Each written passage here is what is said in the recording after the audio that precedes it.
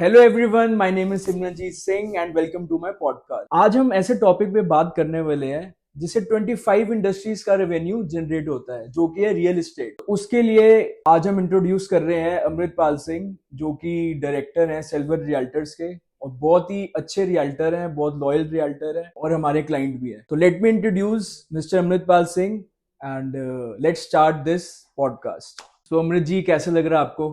बहुत अच्छा लग रहा है सिमरन जी। आपने बुलाया हमें। रियल एस्टेट एक बहुत इंटरेस्टिंग टॉपिक है। और मेरे को अराउंड 10 से 11 साल हो गए स्टेट के अंदर। Since 2011 I am working in real estate. So बहुत अच्छा लग रहा है कि इसके ऊपर आज हम डिस्कशन करने वाले हैं। I am also very excited कि क्या क्वेश्चंस है आपके और क्या जनरली जो क्वेश्चंस हमारे कस्टमर्स पूछते हैं हमसे। सो आज हम उसको एक आराम से मतलब बैठ के डिस्कस कर पाएंगे। राइट। सो अमृत जी, जैसे कि काफी लोग जानते हैं कि गुड़गांव की मार्केट हम्म। बहुत ज्यादा हाई जा रही है, प्रॉपर्टी के मामले में तो बहुत ही ज्यादा हाई है। हम्म। क्योंकि अभी आप लेटेस्ट देख सकते 100 करोड़ का एक अपार्टमेंट बेचना कमीलियाज, ये बहुत बड़ी बात है। हम्म। तो इसके बारे में क्या कहना है आपका? सी गुड़गांव की मार्केट काफ़ी अच्छी ग्रो कर रही है और आगे भी अच्छी ग्रो करेगी। हम्म। एंड मतलब इसके ना बहुत सारे फैक्टर्स हैं। लोग हमारे पास आते हैं, हमसे पूछते हैं कि इतनी इंडस्ट्री में इतनी ग्रोथ आ रही है, ऐसा क्यों हो रहा है और क्या चीज़ें, क्या फैक्टर्स हैं। सो बेसिकली हमें एक बहुत बेसिक सिंपल सी चीज़ है कि कोई भी इंडस्ट्री, अगर कोई रियल एस्टेट जब भी बूस्ट होता है ना, जब उसमें एक अच्छा जंप आता है, तो उसका रीज़न होता है कि वहाँ पे इंफ्रास्ट्रक्चर डेवलपमेंट कैसी हो रही है। सो आपको पता है गुड़गांव के अंदर साइबर सिटी है और गुड़गांव के अंदर कमर्शियल इंफ्रास्ट्रक्चर जो है वो बहुत अच्छा डेवलप हो रहा है। एंड किसी भी सिटी के लिए लोग हर किसी कोई भी अगर किसी सिटी में मूव होता है तो उसके बहुत सारे रीजन होते हैं। लाइक उसको उसका अगर ऑफिस वहाँ पे पास है, उसके बाद हॉस्पिटल्स अच्छे होने चाहिए, स्कूल्स अच्छे होने चाहिए। सो इंफ्रास्ट्रक्चर जो है वो मेन एक रीज़न होता है और गुड़गांव का इंफ्रास्ट्रक्चर काफ़ी अच्छा है और काफ़ी और चीज़ें आ रही हैं जिसकी वजह से कि लोग शिफ्ट हो रहे हैं यहाँ पे। वेदर दिल्ली से लोग आ रहे हैं या फिर दूसरी सिटीज़ से भी लोग आते हैं यहाँ पे, काम करने के लिए आते हैं। तो cyber city is the main part जिसकी वजह से मतलब गुड़गांव को एक नाम मिला, एक पहचान मिली।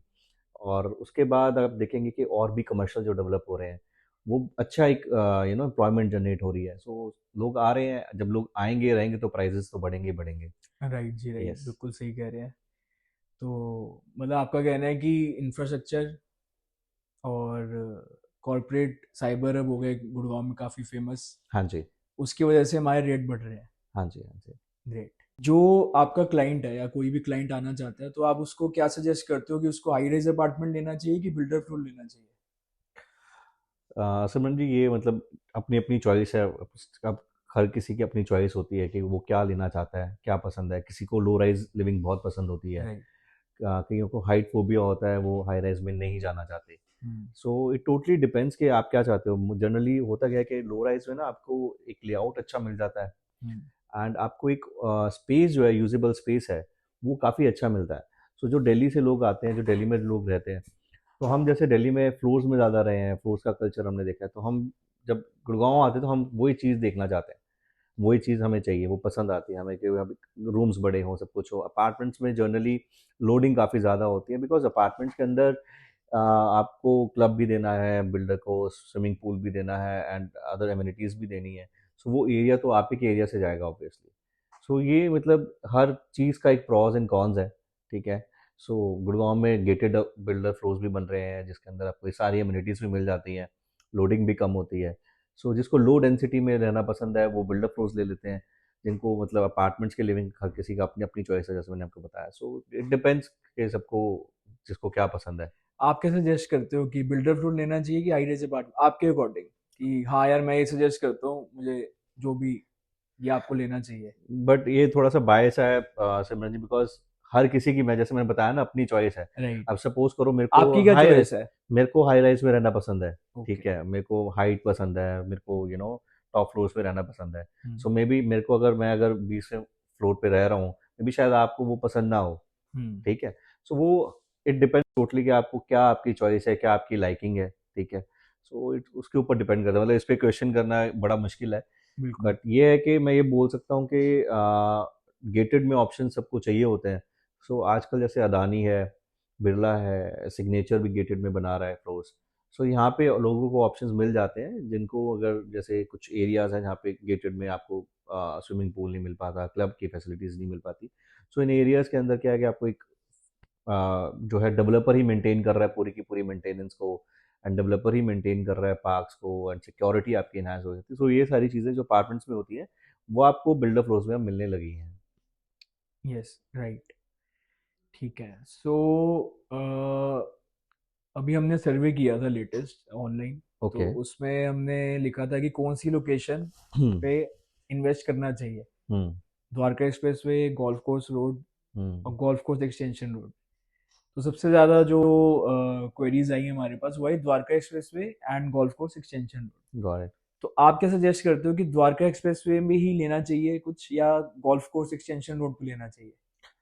सर देखो, और दोनों में डिफरेंशिएट कैसे आप करोगे? बड़ा एक टफ क्वेश्चन भी है, और एक बड़ा मतलब ऑडियंस को चाहिए इसका answer. Exact I can understand, हमारे पास भी क्वेरीज आती हैं कि मैं इन्वेस्टमेंट करना चाहता हूँ, मैं कहाँ पे करूँ, एक्सप्रेस वे अच्छा रहेगा या फिर गोल्फ कोर्स एक्सटेंशन रोड अच्छी रहेगी। सो देखो, इन्वेस्टमेंट जब हम करते हैं ना, तो उसमें हमें पता होना चाहिए कि हमारा क्या हॉराइजन है, हम कितने टाइम पीरियड के लिए करना चाहते हैं। सपोज आप अगर शॉर्ट टर्म के लिए इन्वेस्टमेंट करना चाहते हो, या आप एक घर देख रहे हो और आपको चाहिए कि आपको मेट्रो के पास चाहिए, ठीक है, आपको मतलब जहाँ पे रैपिड मेट्रो हो या फिर आसपास स्कूल हॉस्पिटल सारी चीज़ें डेवलप्ड हो, तो उस पॉइंट ऑफ व्यू से अगर आप जाएंगे तो आपके पास एक्सटेंशन रोड आपके पास आती है, ठीक है, जहाँ पे आपकी सारी चीज़ें डेवलप्ड है, डेवलपिंग है। आपके पास एक गोल्फ कोर्स रोड का एक्सेस मिल जाता है, आपकी मतलब एयरपोर्ट की कनेक्टिविटी अच्छी है, द्वारका एक्सप्रेस वे से भी अच्छी है, बट ये ना आपको डेवलप्ड लगता है जब आते हो, तो सारी चीज़ें हैं यहाँ पे। Express way it is very good for investment, और एक्सप्रेस वे पे बहुत सारी चीज़ें आने वाली है।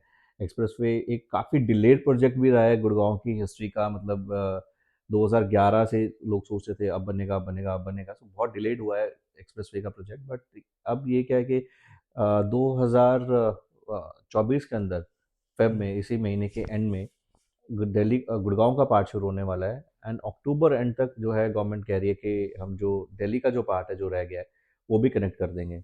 सो बहुत ज़्यादा बूस्ट मिलेगा द्वारका एक्सप्रेसवे से, बहुत ही खूबसूरत बना हुआ है। एंड मतलब जो कनेक्टिविटी का जो इशू है, जो जो लोड है ट्रैफिक का, वो भी कम होगा।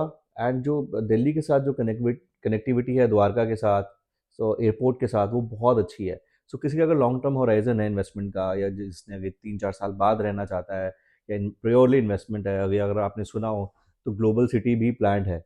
HSIIDC ने ग्लोबल सिटी प्लान करी है, एंड इसकी अभी रिसेंटली ई ऑप्शन हुई है। अराउंड 1000 एकड़ का प्लान है गवर्नमेंट का। सो एवरीथिंग इज, मतलब अगर आप दुबई में गए हैं तो दुबई में जैसे आपने बिजनेस बे देखा होगा, सो डाउनटाउन जैसे हिट हुआ दुबई का, सिमिलरली उसी पैरामीटर्स के ऊपर जो है गुड़गांव के अंदर ग्लोबल सिटी बन रही है 1000 एकड़ में। एंड बहुत ही प्लान, बहुत ही खूबसूरत सिटी बना रहे हैं।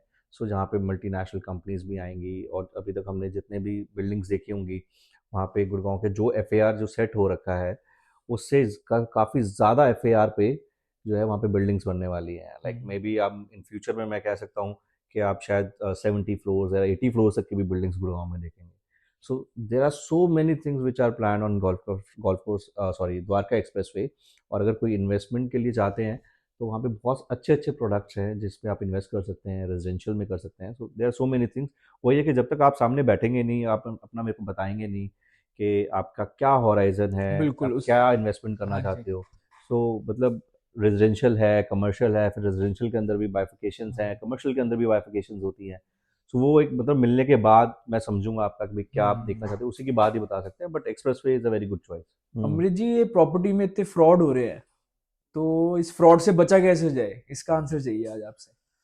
सर देखो, फ्रॉड्स तो मतलब कम हो रहे हैं, मैं तो ये कहूँगा।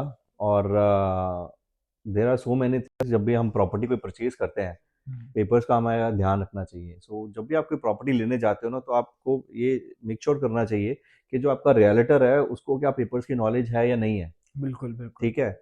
सो अगर आपको पेपर्स के बारे में पता ही नहीं है, पेपर की क्या चेन है, बिकॉज देखो अगर आपका डिफरेंट बिजनेस है, ठीक है, आपको पता ही नहीं कि क्या डॉक्यूमेंट चेन होती है या कैसे पेपर्स होने चाहिए। और कई बार कई केसेस में होता है कि ना बैंक लोन भी लोग नहीं लेते हैं, ठीक है, या अपनी सेल्फ फंडिंग से कोई प्रॉपर्टी परचेज करने जा रहे हैं। सो आपके पेपर वेरिफिकेशन ही नहीं हो पा रही है, आप वेरीफाइड ही नहीं कर पा रहे हो। हालांकि गवर्नमेंट ने आजकल बहुत ज़्यादा स्ट्रिक्टनेस कर दी है, and there are so many things जो है आजकल जो चीज़ें हो रही हैं, जैसे आप कोर्ट में जा रहे हो तो तहसीलदार भी कहते हैं आपको कि अपने पेपर्स दिखाइए हमें, या ओरिजिनल पेपर्स दिखाइए।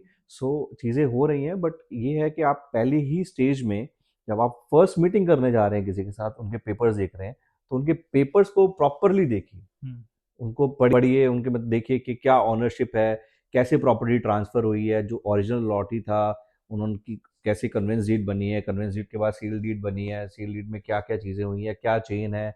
सो ये बड़ा कॉम्प्लेक्स चीज़ है। मैंने एक छोटी सी वीडियो बनाई थी, मैं आपको बताता हूँ, हमारे पेज पे थी। सो उसके मैंने अंदर प्रॉपर्टी के बारे में कुछ पेपर्स के बारे में बताया था कि 3-4 पेपर्स के बारे में, क्योंकि पेपर्स बहुत सारे होते हैं इसके अंदर, और हर मतलब चीज़ को कवर करना बहुत टफ हो जाता है। हर प्रॉपर्टी उसका डिफरेंट सेट ऑफ पेपर्स होते हैं। सो मेरे पास एक हमारे सब्सक्राइबर का फ़ोन आया, उन्होंने बोला कि मैं ऐसे ट्रांजैक्शन में मैं जा रहा हूँ और मैंने आप मेरे को पेपर वेरीफाई करवाने हैं आपसे। सो वो आए, मैंने पेपर्स देखे, एंड जो ओरिजिनल सेलर जो थे ना, ठीक है, वो उनके पेपर्स में साइन ही नहीं कर रहे थे, ठीक है। वो कह रहे थे मेरी वाइफ़ है, वो साइन नहीं करेगी, मैं उनके बिहाफ़ में साइन कर देता हूँ, ये चल जाएगा, ये ऐसे हो जाएगा, वैसे हो जाएगा, कोई ओनरशिप नहीं है, कुछ नहीं, मतलब। सो एक छोटी-सी चीज़ की वजह से मतलब उनके काफ़ी पैसे बचे, वो भी उस ट्रैप में फँस सकते थे। तो ये है कि आप जब भी प्रॉपर्टी लेने जा रहे हैं, आप देखें, या किसी के साथ डील कर रहे हैं, जो सेलर है, जो प्रॉपर्टी बेच रहे हैं, वो वहाँ पर है कि नहीं है, जो एग्रीमेंट टू सेल हो रहा है, ठीक है, मतलब एग्रीमेंट टू सेल भी रजिस्टर्ड होता है। कई लोगों को पता ही नहीं है कि एग्रीमेंट टू सेल भी रजिस्टर करता है। मोस्टली लोग 100 रुपये के या 101 रुपये के स्टैम्प पेपर के ऊपर जो उसको एग्रीमेंट टू सेल को बना लेते हैं और उसको कर लेते हैं। बट अगर आपको कहीं पे डाउट लग रहा है, कोई डाइसी चीज़ लग रही है, तो आप एग्रीमेंट टू सेल को रजिस्टर कराओ।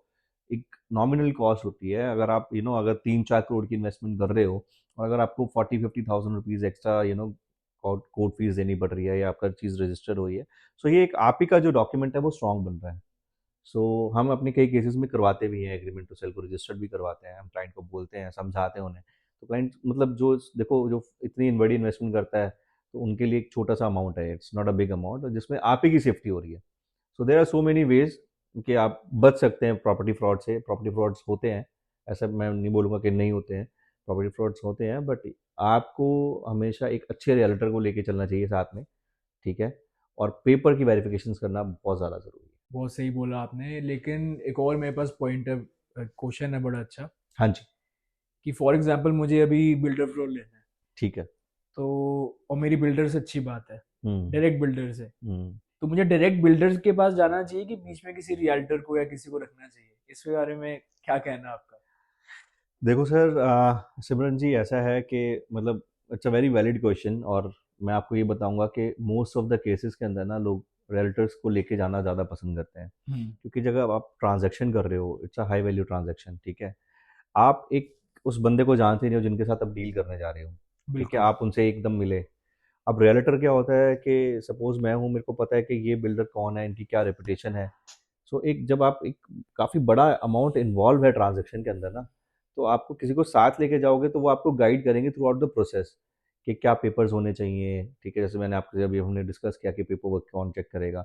सो पेपर वर्क रियल्टर आपके बिहाफ़ पे चेक करते हैं। आपकी ट्रांज़ैक्शन जब तक कंप्लीट नहीं होती, आपके पास एक पॉइंट ऑफ कॉन्टैक्ट है, ठीक है? जिससे आप पूछ के आप चाहे होम लोन की रिक्वायरमेंट हो जाएगी, या फिर आपको कुछ चीज़ें करवानी है।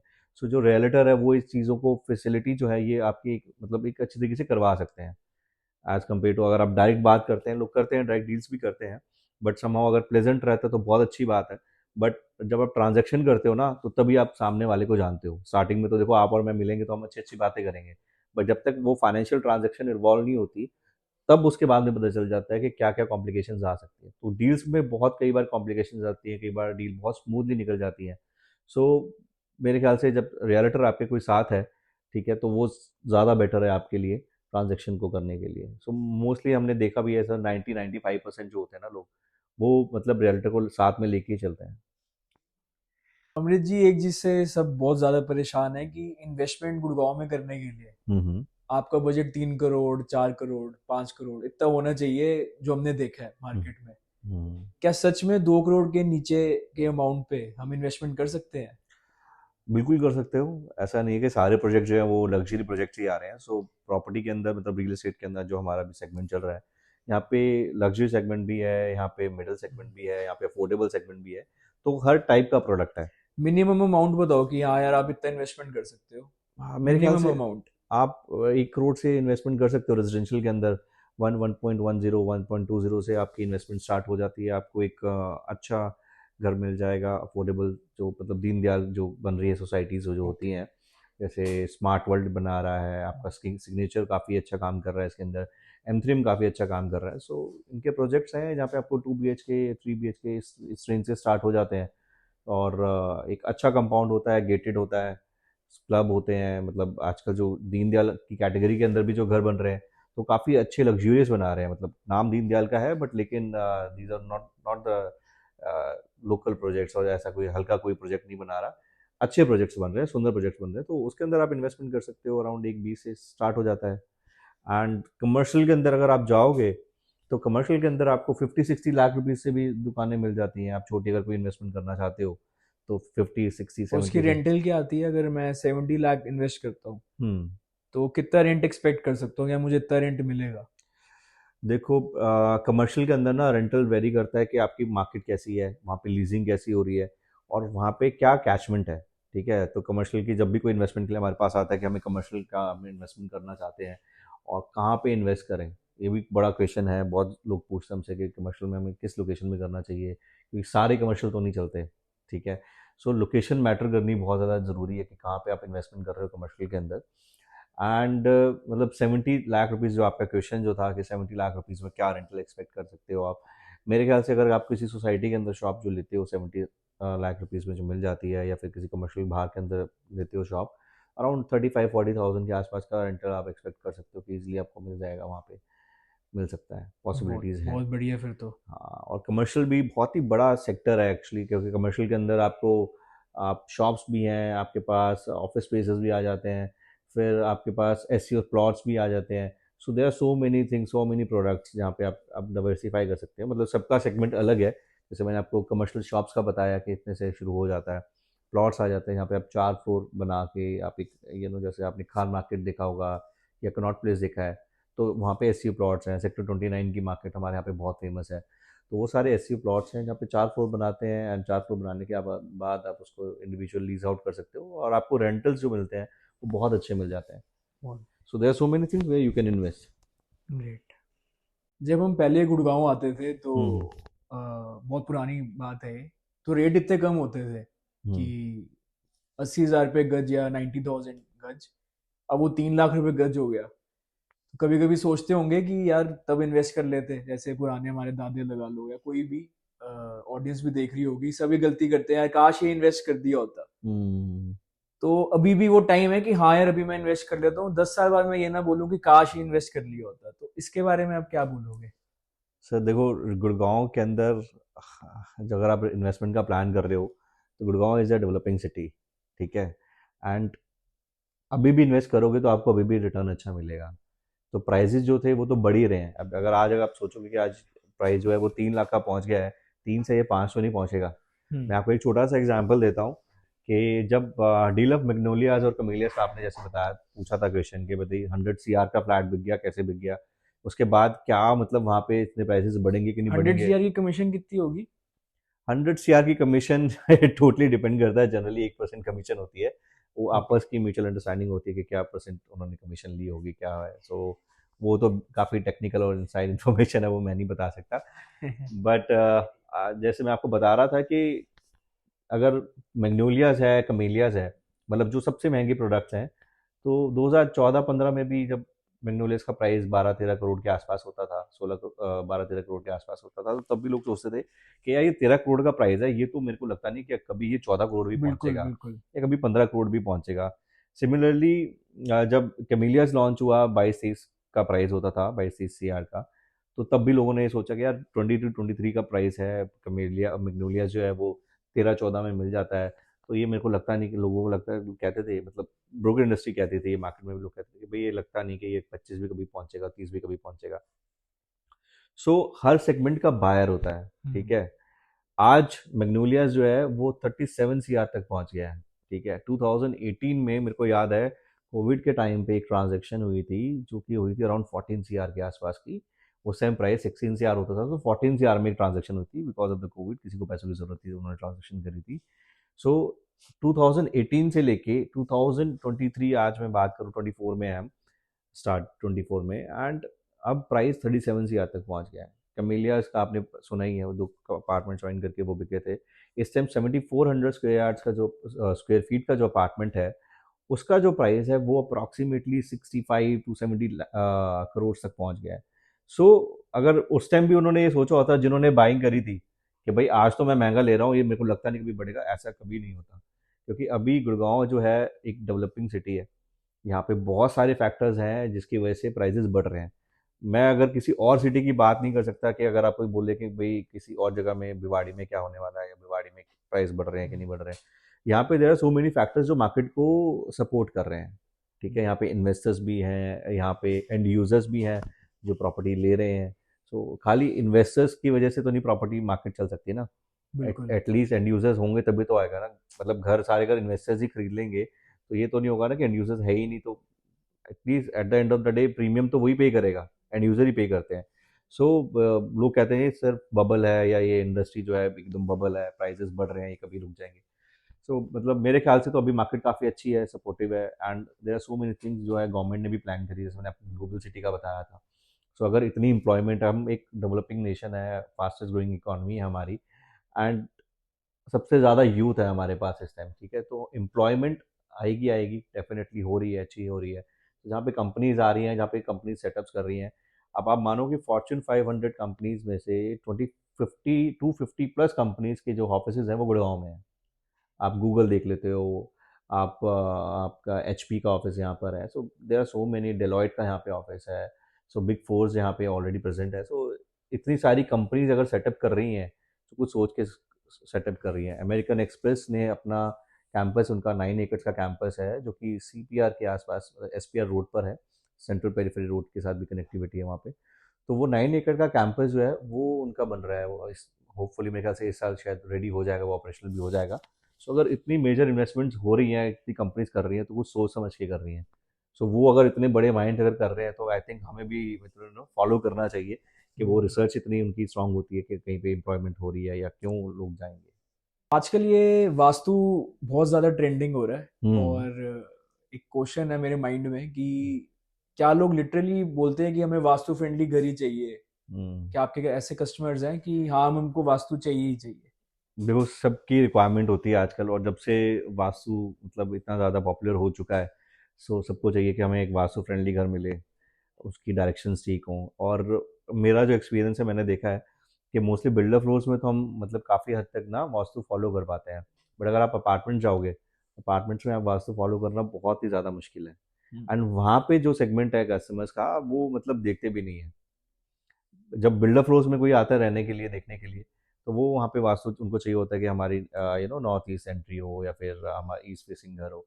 सो लोग प्रेफर करते हैं, और बिल्डर फ्लोर्स में काफ़ी घर बनते भी हैं, ऐसे हैं बिल्डर्स भी चाहते हैं कि भाई वो वास्तु कंप्लाइंट घर बनाए। मैक्सिमम बिल्डर्स जो हैं वो फॉलो करते हैं वास्तु को जितना हो सकता है, बट आप 100% वास्तु नहीं फॉलो कर पाएंगे। मतलब बहुत ही टफ है कि आप पूरा सही उसी डायरेक्शन के साथ चीज़ें बनाएं।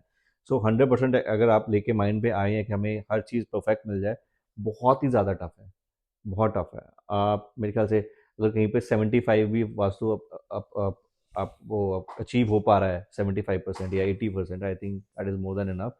और इतनी ही फॉलो कर पाएंगे मतलब बिल्डर्स, क्योंकि बहुत ही टफ हो जाएगा फिर घर बनाना।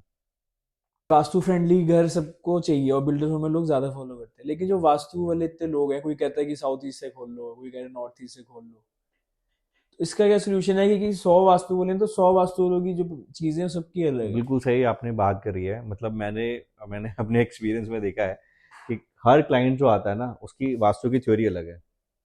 ठीक है, अभी मेरे पास रीसेंट क्लाइंट चल रहे हैं, उनको क्योंकि चाहिए, किसी को साउथ फेसिंग की एंट्री चाहिए, किसी को ईस्ट फेसिंग की एंट्री चाहिए। तो हर लोग हर तरीके से वास्तु देखते हैं। हम्म, और जितने भी वास्तु, जैसे मैं कहते हैं ना कि डॉक्टर की हर एक दूसरे डॉक्टर के साथ सलाह नहीं मिलती, वैसे वास्तु के अंदर भी मैंने एक्सपीरियंस किया है। मतलब मोस्टली जो है चीज़ें मैच नहीं होती, क्योंकि हर जो कोई कहता है जी हमें साउथ फेसिंग की एंट्री, हमारे लिए साउथ फेसिंग प्लॉट जनरली लोग कहते हैं कि अवॉइड करने चाहिए। कुछ वास्तु वाले कहते हैं जी हमें साउथ फेसिंग ही प्लॉट चाहिए। ठीक है, तो मतलब ये एक बड़ा कंट्रोवर्शियल टॉपिक है कि बिल्कुल। कौन सी फेसिंग अच्छी है। मेरे ख्याल से तो देखो, आपके कर्म अच्छे होने चाहिए, बिल्कुल सही। आपकी आप अच्छे होने चाहिए तो सब कुछ अच्छा कर्म रहता से है। बड़ी चीज कोई है ही नहीं। हाँ जी। कर्म ही सो प्रधान है। हाँ, सही बात है जी, बिल्कुल। बट आजकल ये वास्तु बहुत ट्रेंडिंग हो ही गया है, ये तो बहुत पता ज़्यादा ही हो है। गया है। और काफी मिरेकल्स भी देखे हैं लोगों ने, बिल्कुल, तो उसके अकॉर्डिंग ही दुनिया चल रही है। बिल्कुल सही बात। तो अमृत जी, बातें तो हमारी चलती रहेंगी और आई थिंक ये वीडियो बहुत लंबी हो जाएगी। So exactly. Thank you so much for coming to our podcast. Thank you for inviting me and बहुत अच्छा लगा आपसे मिलके, और काफ़ी क्वेश्चंस आई थिंक हमने आज एड्रेस करे हैं आपसे मिलके, और आई थिंक जो हमारे व्यूअर्स हैं उनको काफ़ी अच्छा कंटेंट मिलेगा। बिल्कुल। हाँ और जी, जो नॉलेज मिसिंग है गुड़गांव की इंडस्ट्री में, वो जरूर पूरी होगी। बिल्कुल। क्योंकि मेरा पर्सनल एक्सपीरियंस है, जैसे आपसे हमने जब फ्लोर लिया था हाँ जी, तो काफी अच्छा एक्सपीरियंस रहा। जो हमको नहीं पता था वो भी हमको पता चला।